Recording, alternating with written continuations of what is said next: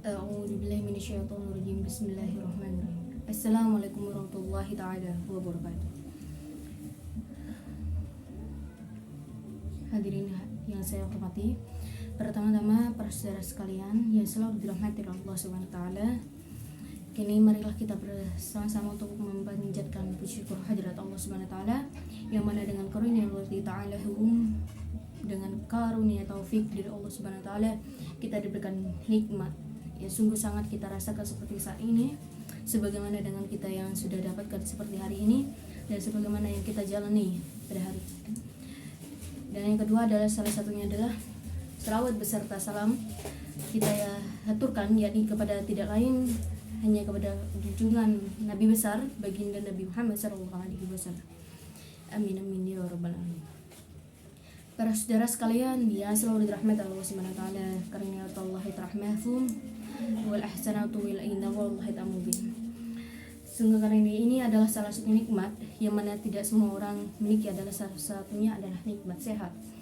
Pernah kita meyakini bahwasanya kehidupan ini di dunia ini bermacam-macam, banyak bentuk manusia.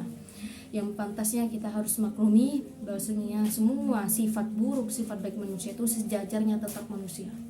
Dan kalau kita mencari salah satu kesempurnaan di manusia tidak akan pernah terdapat.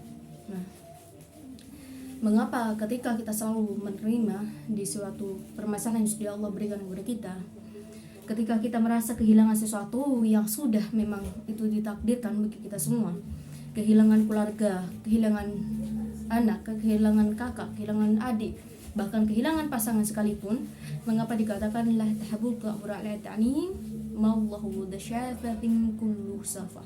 Sesungguhnya Rasulullah memberikan syafaat kepada umatnya yang mereka itu bersabar atas kehilangan hal yang sudah mereka ikhlaskan. Nah, mengapa di antara umat Islam itu yang paling susah adalah mengikhlaskan? Banyak sekali kita mengucapkan bahwasanya saya ikhlas, namun ketika kita sudah berada di dalam kondisi yang sudah terpuruk, maka manusia itu tidak akan tahu apa arti ikhlas tersebut.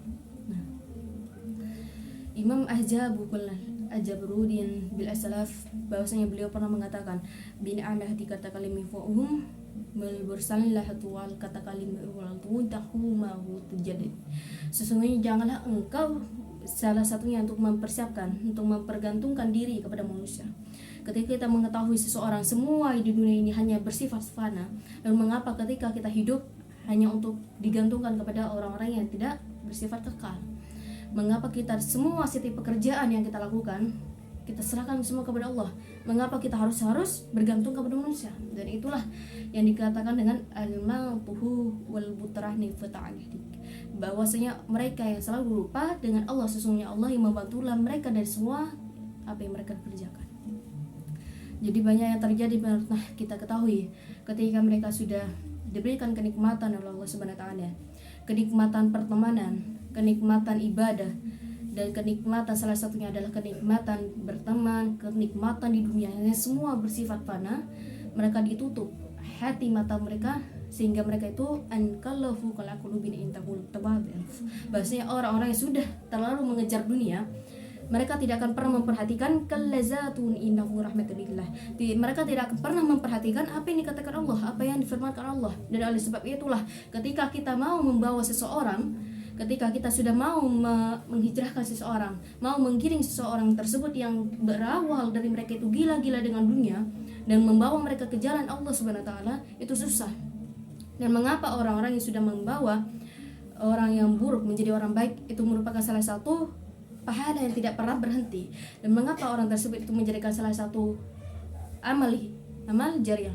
Ketika kita mengajak seseorang pendosa, seorang pemabuk, seorang pemain malam, bahkan seorang penjudi sekalipun, ketika kita membawa orang tersebut, dan sekalipun orang-orang yang sudah di luar agama Islam, kita membawa orang tersebut mu'alaf, maka sesungguhnya apa yang kita lakukan, apa yang orang lakukan itu tersebut merupakan salah satu amal jariah bagi kita. Kebaikan yang mereka lakukan kita juga gak dapat. Dan oleh sebab itu, kalau sama-sama mendapatkan karunia rahmat dari Allah Subhanahu wa taala, kita lakukan yang terbaik. Nah, dari itulah yang kita pelajari bahwasanya manusia itu sedetik berubah. Banyak orang-orang yang jelek lalu benar, banyak orang yang salah lalu dibenarkan. Dan ketika kita sudah menjadikan salah satu orang-orang yang terus mengklaim orang-orang itu selalu jahat, mengklaim orang-orang tersebut selalu salah di mata manusia, maka yakini bahwasanya pendosa tidak selalu masuk dalam neraka. Terkadang pendosa merupakan salah satu orang-orang yang selalu dirahmati. Karena apa? Banyak orang-orang pendosa mereka tahu soal kesalahannya, tapi ada orang yang taat tapi mereka tidak mengetahui salahnya. Nah, banyak orang pendosa tapi mereka tahu kesalahannya. Dan ada perbandingan banyak orang yang beribadah taat kepada Allah tapi mereka tidak pernah mengaku salah, tidak pernah mengaku berbuat dosa, dan itu lebih buruk daripada orang-orang pemaksiat, orang-orang penjudi. Dan oleh sebab itulah ketika kita sudah taat kepada Allah, lal karoni fil qulubin tasafukum mutajat, bahwasanya rindahkan hatimu karena sesungguhnya Allah mencintai orang-orang kullakil bi antahum kullabatahul tamim, bahwasanya sesungguhnya Allah itu mencintai orang-orang yang berhati rendah. Jadi kalau kita masih mau berteman, masih membutuhkan satu sama lain, salah satunya itu adalah jangan memilih dan memilah. Tapi ketika itu bersifat sudah kaidah, bersifat tentang agama, kita patut untuk memilah dan memilih yang mana yang baik dan yang mana buruk. Dan oleh sebab itulah ketika kita menemukan orang-orang yang tidak beragama Islam, beragama Nasrani, beragama Yahudi, bahwasanya ketika kita sudah menemui orang tersebut, jangan kita ajak dengan suatu perdebatan.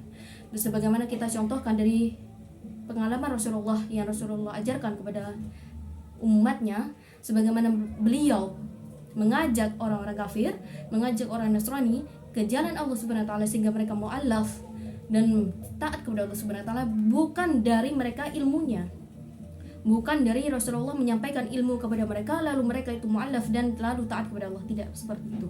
Tapi mereka itu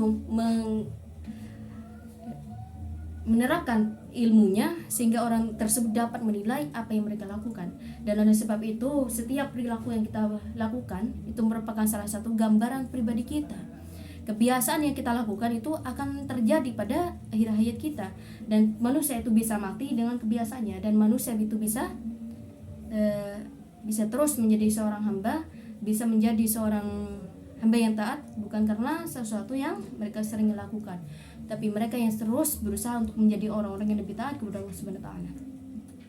Jadi oleh sebab itulah para saudara sekalian, ketika kita mau mengajak berteman kepada orang lain, ketika kita sudah mengetahui orang yang sudah bersifat fana, orang yang sudah tidak pernah kekal kepada Allah Subhanahu wa taala, maka kita pasrahkan semua kepada Allah Subhanahu wa taala.